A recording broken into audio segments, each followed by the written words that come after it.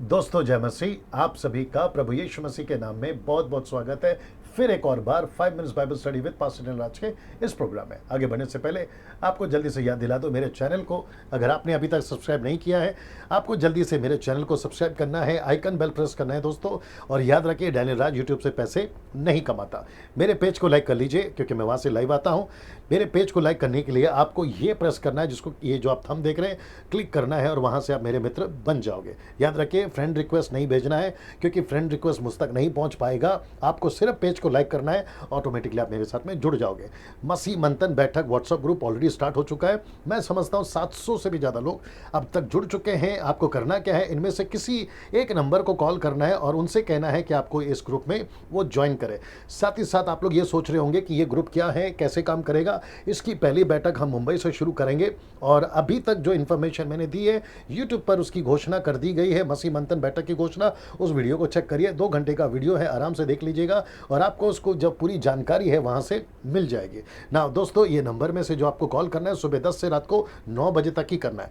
आज का विषय आपके बीच में रखने जा रहा हूँ। मेरी कोशिश होगी कि जितना शॉर्ट मैं रख सकूँ रखने की कोशिश करूँगा, लेकिन क्योंकि ये विषय बड़ा गंभीर है और मैं समझता हूँ कि दूध पीने वाले मसीह यानी कि baby Christians, milk drinking Christians इसको शायद नहीं समझेंगे, इसलिए उनको मैं अभी से कह देता हूँ इस वीडियो को वो ना देखें, और अगर देख भी रहे हैं तो चुपचाप देखें, उल्टा सीधा कमेंट्स ना करें और बात को समझने की कोशिश करें ना। दोस्तों, साथ ही साथ मैं रिक्वेस्ट करूंगा, पहले आपको ये जो टॉपिक है दिखा देता हूँ, फिर वापस अभी मैं आपके बीच में आऊँगा।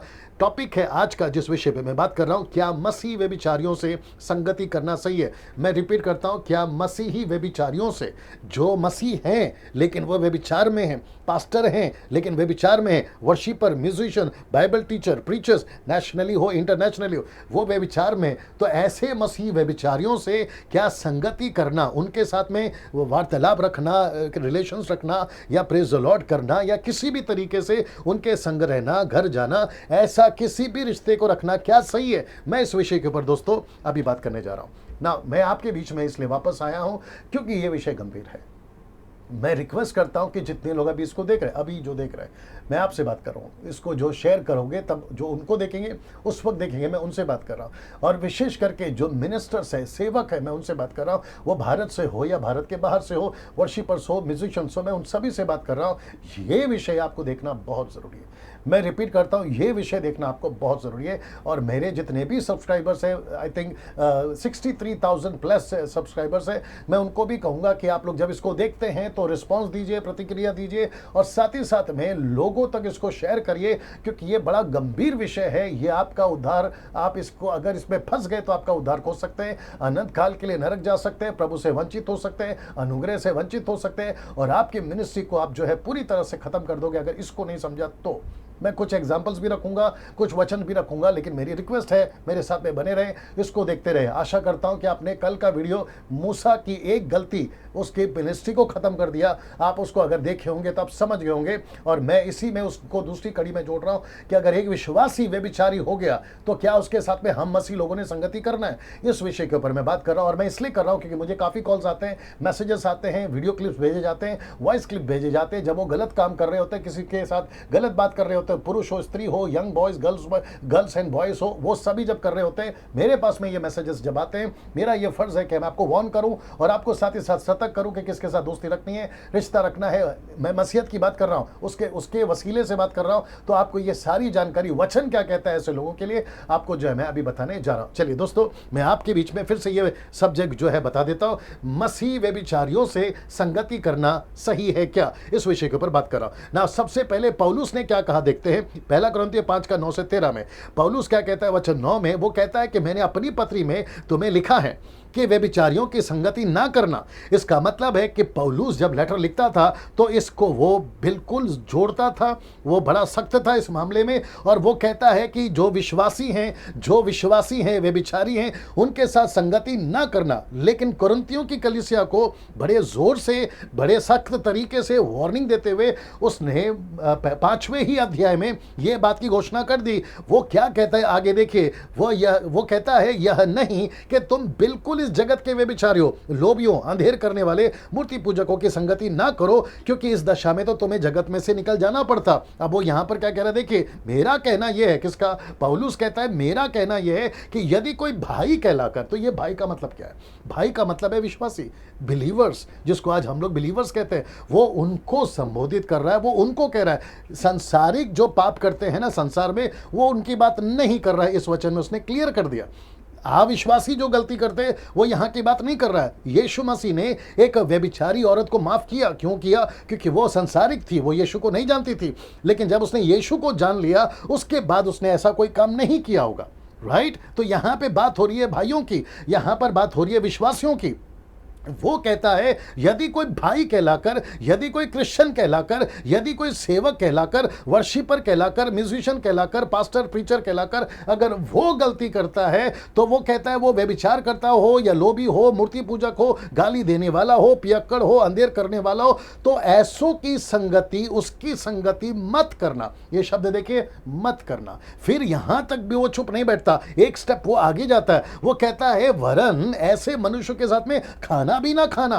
तो अब आप सोच के देखिए वो इतना सख्त क्यों है, क्योंकि उसको पता था कि ये गलती कहां और कितनी गंभीर है। मैं वचन रखूंगा आपके बीच में ना दोस्तों। मैं चाहता हूं कि ये वचन को पौलुस इतना सख्त इसलिए बोल रहा है क्योंकि कुरिन्थियों की कलीसिया में व्यभिचार जो था वो इतना कॉमन हो गया था कि कोई विश्वासी लोग जो हैं वो अपने फादर के स्टेप मदर के साथ में गलत काम करता था, जिसको कहते हैं सौतेली माँ, उसके साथ तक ये गलत काम करते थे। इसलिए वो इस विषय पर बड़ा सख्त था। वो कहता है कि ऐसों के साथ में संगति भी नहीं करना, उनको जो है उनके साथ खाना भी नहीं खाना ना। इसको देखिए आगे, देखिए वो क्या कहता है वचन 13 में, परंतु बाहर वालों का न्याय परमेश्वर करता है। इसका मतलब है वो संसारिक लोगों के लिए कह रहा है, लेकिन वो विश्वासियों के लिए क्या कहता है, इसलिए उस कुकर्मी को, यानी कि उस गलत काम करने वाले उस व्यक्ति को अपने बीच में से निकाल दो।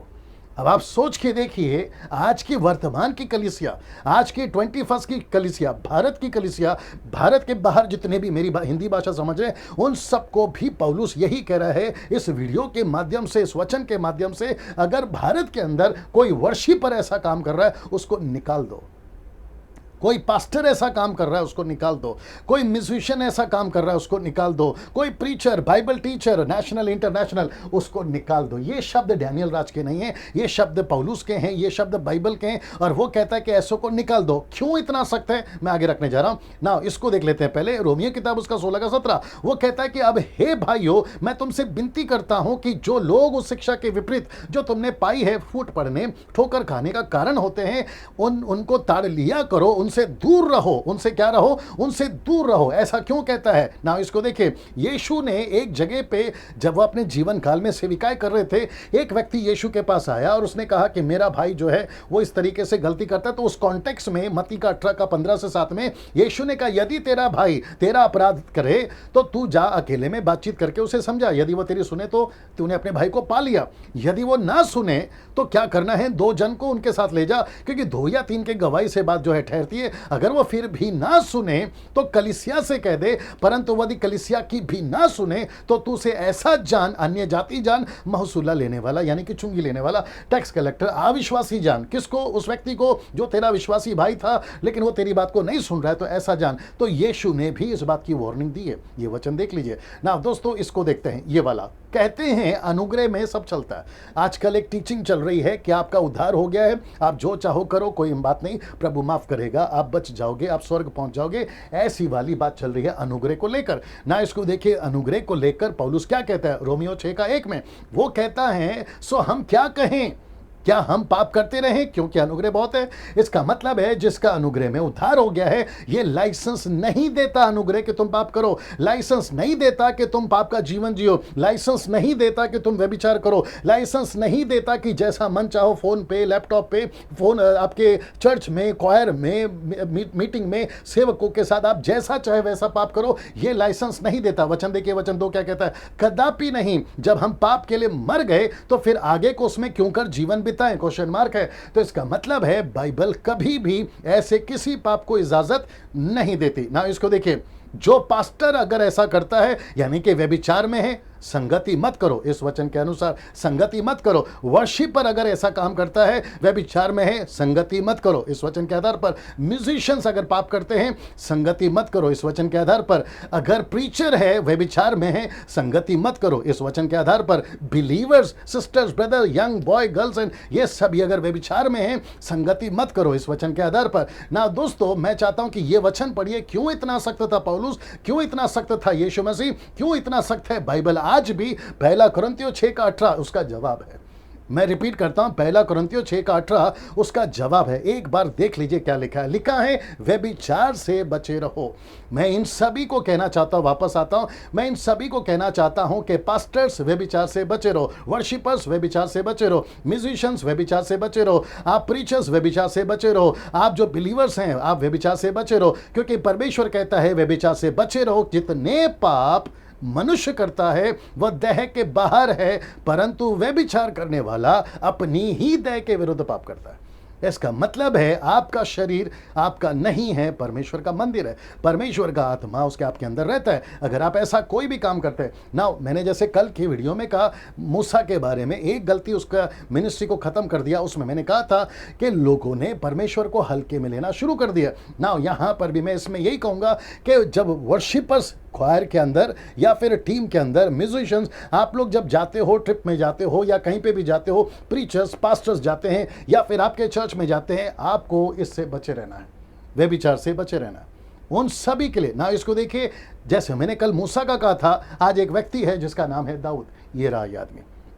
दूसरा शमूएल 11:1 से अगर आप आगे पढ़ोगे तो आप सभी को पता है कि दाऊद को युद्ध में जाना था, लेकिन वचन कहता है कि वो युद्ध में नहीं गया। और बत्शेबा बोलकर एक लड़की थी या स्त्री थी, किसी की पत्नी थी, वो वहां पर नहा रही थी। आप ये चित्र देख सकते हैं, मेरे पास में जो इमेज मिला वो मैंने आपको समझाने के लिए रखा है। और जब उसने उसको देखा, उसके साथ में उसने गलत काम किया, उसके साथ में जो बच्चा पैदा हुआ वो बच्चे तक को परमेश्वर ने मार दिया, क्योंकि परमेश्वर को ये व्यक्ति ऐसी स्थिति में पसंद नहीं आया। आपको पता है कि इस व्यक्ति के साथ में एक और जो है परमेश्वर ने करा, ये चाहता था कि परमेश्वर के मंदिर को बनाए, लेकिन आपको पता है परमेश्वर ने उसको मंदिर बनाने की इजाजत नहीं दी। परमेश्वर ने उसको मंदिर बनाने की इजाजत नहीं दी।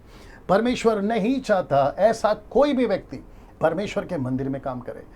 व्यभिचारी वाला नहीं चाहता परमेश्वर वो परमेश्वर का मंदिर में काम करे, वो परमेश्वर का मंदिर का आराधना करे या मंदिर में आए सेविकाई करे। मैं यहाँ पर थोड़ा सख्त और बोलूँगा, अगर आप में से किसी को भी, जितने चर्च के मेंबर्स हैं, आप लोग जो जानते हैं, अगर आपका पास्टर ऐसा करता हुआ पाया गया, मैं आपको खुद कहता हूँ बाइबल के वसीले से, क्योंकि कलीसिया एक ही है, यूनिवर्सल चर्च है, जितनी जल्दी हो सके वो चर्च छोड़ दो, दूसरी कलीसिया ज्वाइन करो। वर्शिपर्स अगर ऐसा करता हुआ पाया गया, मैं पास्टर से कहना चाहता हूं कि तुम पास्टर, अगर तुम्हारा वर्शिपर बहुत अच्छा गाता है, बड़ा अच्छा ऊंचा सुर में गाता है, बड़ा टैलेंटेड है, म्यूजिक बड़ा अच्छा बजा लेता है, उसको जितनी जल्दी हो सके उसको वहां से हटा दो या उसको दूर कर दो। अगर वो इसी में पड़ा रहता है, आप दूसरे किसी को लाकर रख दीजिए वहां पर, लेकिन उसको मत दीजिए, क्योंकि परमेश्वर ऐसी आराधना नहीं चाहता जिसमें खमीर मिला हो, ऐसी आराधना नहीं चाहता जिसमें पाप मिला हो। वर्शिपर हो, म्यूजिशियंस हो, पास्टर हो, प्रीचर हो, कोई भी हो, वो नहीं चाहता। सो आज की वीडियो को मैंने इसलिए शुरू में कहा, ये गंभीर विषय है। दूध पीने वाले क्रिश्चियन मसीह इसको नहीं समझेंगे, मिल्क ड्रिंकिंग वाले इसको ना देखें, और अगर देखते हैं तो चुपचाप से देखें और अपना काम करें। लेकिन जितने लोग समझदार हैं, जो बात को समझ रहे, इसको जितना हो सके उतना शेयर करिए और दूसरों तक उसको पहुंचाइए। अगले वीडियो के साथ में फिर मुलाकात होगी। जय मसीह।